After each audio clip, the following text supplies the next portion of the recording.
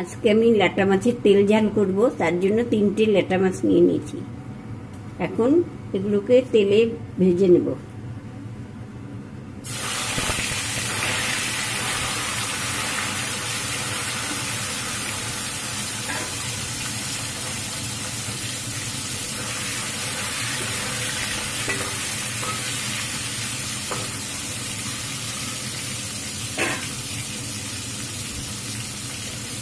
মাছগুলো ভাজা হয়ে গেছে, এখন তুলে নিচ্ছি।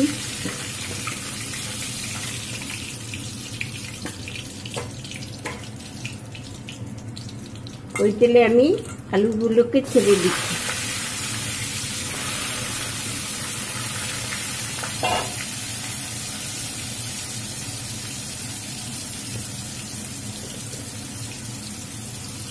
দিয়ে দিচ্ছি লবণ,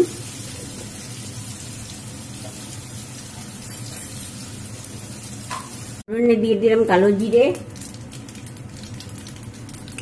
পেঁয়াজ কুচি, রসুন কুচি, আদা গ্রেট করা, আর 2টো কাঁচা লঙ্কা।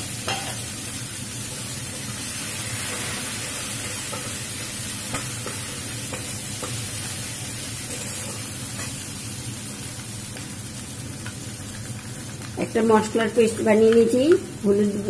হলুদ গুঁড়ো, জিরে গুঁড়ো, ধনে গুঁড়ো, ঝাল লঙ্কার গুঁড়ো, আর মশলাগুলো ভেজে আলু বেগুন দিয়ে ভেজে জল দিয়ে দিচ্ছি পরিমাণ মতো। এখন ঢাকা দিয়ে দিচ্ছি। জল ভালো মতো হয়ে গেছে, এখন মাছগুলোকে দিয়ে দিই।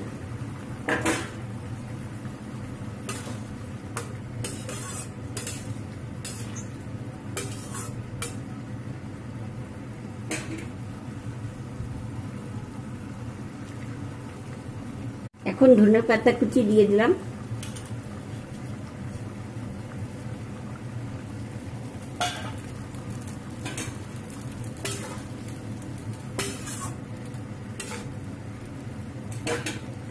আর একটা কাঁচা লঙ্কা।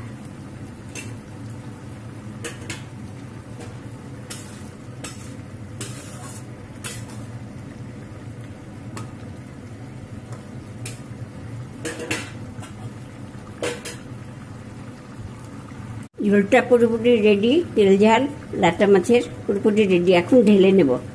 গ্যাসটাকে অফ করে ঢেলে নেব।